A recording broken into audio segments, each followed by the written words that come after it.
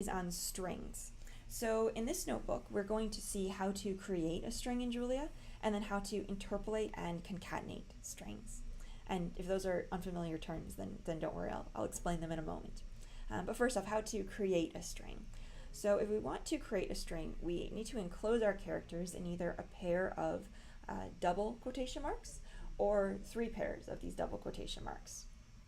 So the first way that I might create a string is using a single set of double quotation marks. So here I'm creating a string called S1. And the second way that we might do this is by using this triple set of double quotation marks.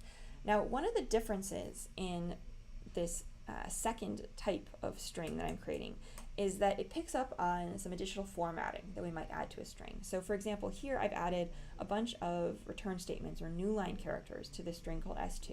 And if I run this, we see that Julia added those new line characters to the end of my string. Additionally, it's unambiguous in the second case of creating a string what it means to quote inside of a string. So here in the string, look mom, no errors, I can put errors in double quotation marks and everything is fine. If I try to put error inside double quotation marks in the first type of string, we get an error, and the reason is that, or one of the reasons, this is actually not the error message I'm used to seeing here, but the reason that we might get an error here is that it's ambiguous as to where the string actually ends. So those are 2 ways to validly create strings.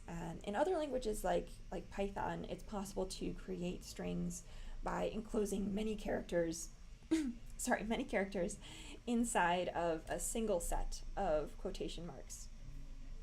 And that does not work in Julia because a pair of single quotation marks in Julia denotes characters. So here, if I put the letter A inside these single quotation marks and then say what is the type of this single quoted A, we see that it's a char, which is the Julia concrete type for character. Okay, so string interpolation is the next section. String interpolation is when we want to add a value or an expression inside of a string, rather than just having the name of the variable that we want to add being read as text, for example. And I'll show you what I mean now in a second. So first we're creating some variables here called name, num fingers, and num toes. And then let's say that I want to throw the string Jane inside a string, or the integer 10 inside a string, using these variables that I've created. To do that, I would just throw a $sign next to the names of those variables inside my string.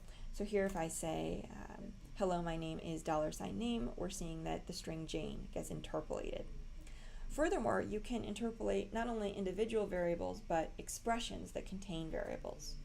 So here, what I've done is that I've put an expression that I want to evaluate inside parentheses, where I'm adding num fingers and num toes together, and then I've put a $sign now outside to the left of these parentheses. So here we see that the numbers 10 and 10 get added together to generate the number 20 before 20 is thrown inside of the string that's being printed out here. And lastly, in this notebook, we'll talk about string concatenation, which is a way to join multiple strings together to create longer strings. So here, we're creating a string called S3, another string called S4, and then we're bringing back smiley cat emoji, now with the number 10 assigned to it. And the first way that we might concatenate the strings S3 and S4 together is with the string function. So if I pass these strings S3 and S4 as arguments to string, we concatenate them, we get a single output string. Now the string function will take arbitrary input arguments and arbitrary numbers of input arguments. So we can pass, for example, an integer, like smiley cat emoji, to the function string. And also we can pass, for example, 3 or 4 input arguments to string rather than just 2, as was done here. So in this case, we get the response to how many cats is too many cats, which is, I don't know, but 10 is too few. And another way that we might concatenate strings together is to use this multiplication operator. So if we say S3 times S4, it looks like we're multiplying 2 strings together, but we're really getting this concatenation. Another thing to note is that in Julia we can't say S3 plus S4. That will not work. You could add a method, and we'll see later in the multiple dis patch section how you can add your own methods. So if you wanted to, you could add a method to enable this to work, but fundamentally the reason that it doesn't work is that addition is fundamentally a commutative operation, whereas multiplication is not. In the case of multiplying matrices, for example, the order in which you multiply matrices together matters. And when we're adding strings together or joining strings together, the order in which we want to join them together matters. Whereas the order that we add things together shouldn't matter. One of the examples at the end of this notebook that might be useful for you to try out is this one, asking us to concatenate the string hi 1,000 times.